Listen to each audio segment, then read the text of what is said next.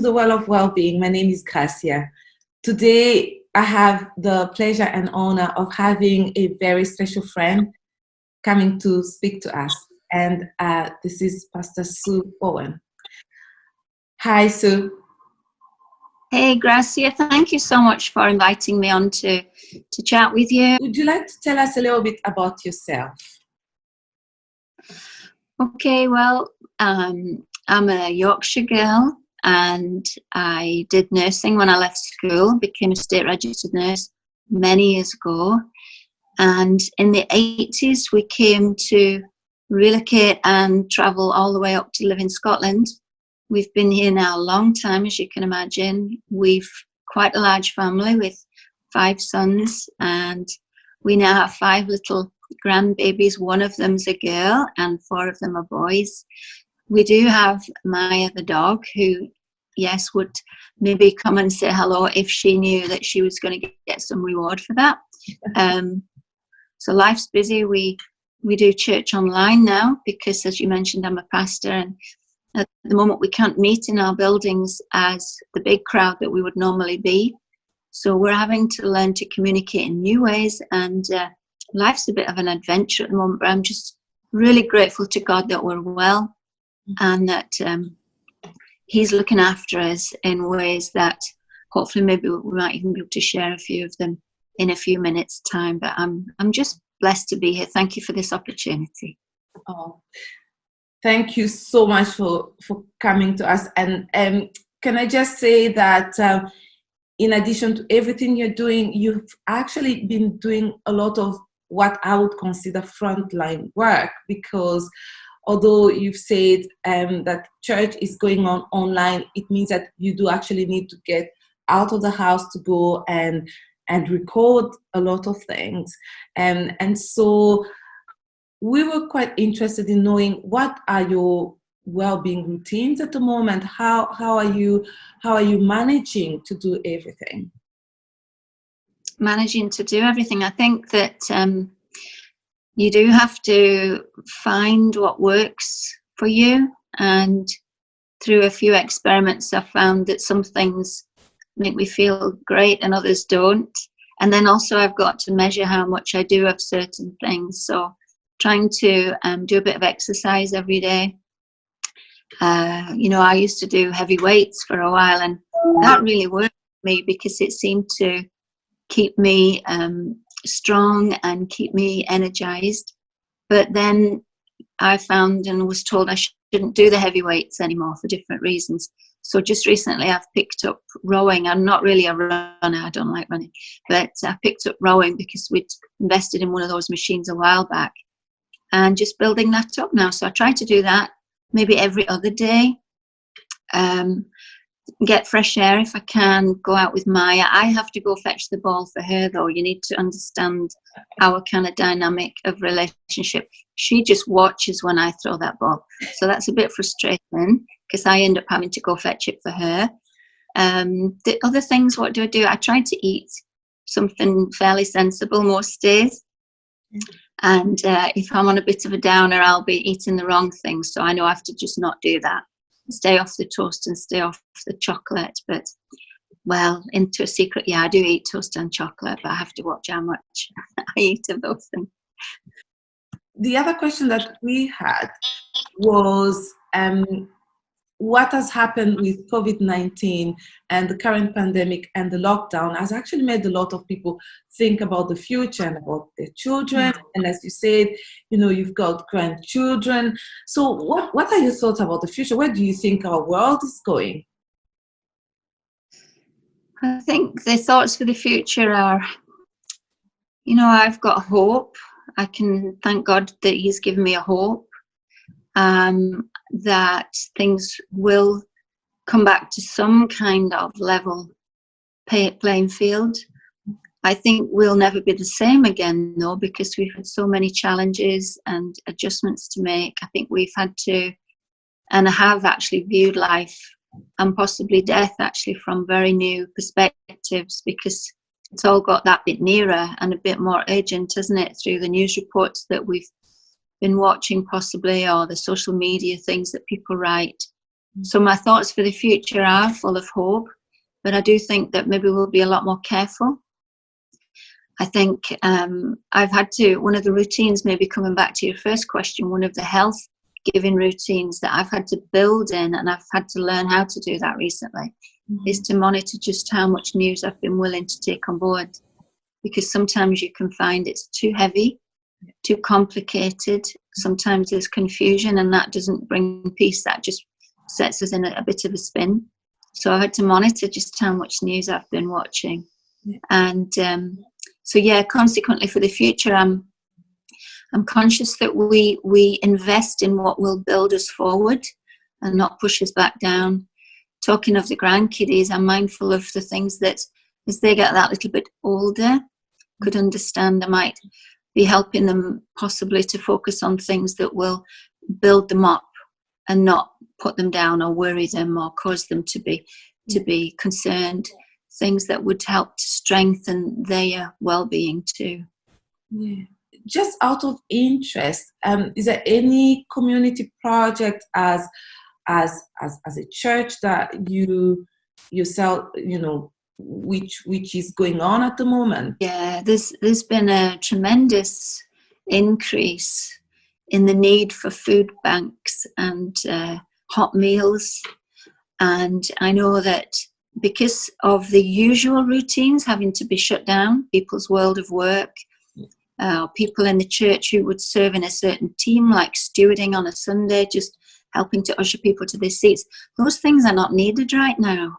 So actually we've had a really great increase in volunteers, which has been a tremendous boost, both with morale, but also with the practical energy that's come on in, and the physical employment of people just coming to serve, to make meals, to drive the vans, to take the food out there. I heard of a lovely story last night connected to a ladies' refuge not far away from where we all are, and they wanted to give something to all the children within the connections there of the families that were in the refuge, the ladies. They wanted to give them a certificate, but all the companies are closed, and the call came in, you bring in food, but would you consider printing up these certificates and laminating them for the children so we can present them with this gift? And they were concerned that maybe the people would be too busy, or it was an ask outside of what we were able or willing to do. But no, the guys in the team in the building right there said, we'll do what you need, let's just get this ready. So there's some tremendous things happening with people just helping in all sorts of different ways. Yeah. I absolutely love that, the spirit of hope and also of communities coming together and facing whatever we're facing together. Thank you so much. The next question is actually about yourself. So this has been a very popular request that I've had. Sue, you are just stunning.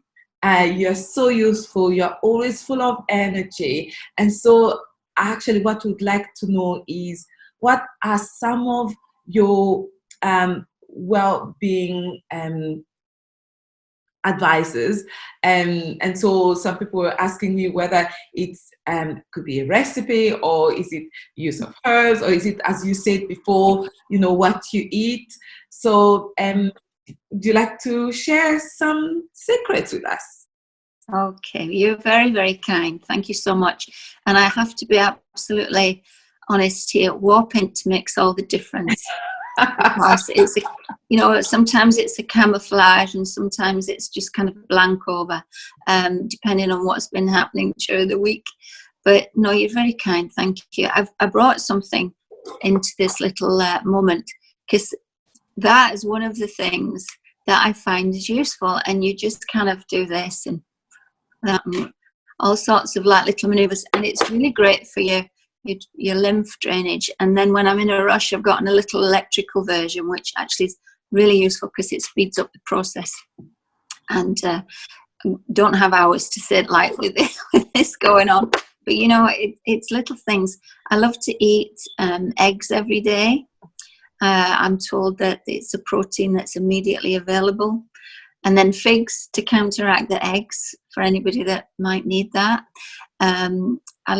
Recently I've started to drink nettle tea, and I'm told that that's really great for lots of different things. It's a tonic. I think it's got iron in it and stuff, and vitamins, and apparently it's also brilliant to lower your blood pressure if you're worried about that. And all sorts of I like fish. I love to eat fish. What else do I like to? I like to eat raw cauliflower. That's wild, isn't it? But raw cauliflower, I'm told, is great. Does it not have calcium in it or something? Yeah. And does it? Yeah. So just bits and bobs like that. I was told years ago by one of our dear friends and pastors, who's now in Newcastle, Tim Brown, once told me that if you eat the whole orange, wash it well. But if you eat the whole of the orange, like the pith and the peel and the flesh, cut it into tiny bits, because it's a bit much to try and just chomp on it. But you get a really balanced meal, would you believe? Again, with calcium in it and all sorts of extra things that we would not, usually or normally throw away if we didn't eat the peel. But obviously you take it a tiny bit at a time and get your system used to something that's a bit dramatic like that. But I'm told it's very good for you. Those are true secrets right there. So can I just ask the little brush, kind of going back to that, quite fascinated about that. It's brilliant. Yeah, okay. So where did you get it from? I remember finding that and being intrigued, wondering what on earth is that for? And I think it's one of my favourite shops. Are we allowed on this to actually mention shops? I don't know. Yeah, they get to give. Well, yeah. Oh, I like to meander. I like to wander, and I like to shop without people following me around the shop. So actually, TK Maxx is one of my favourite shops.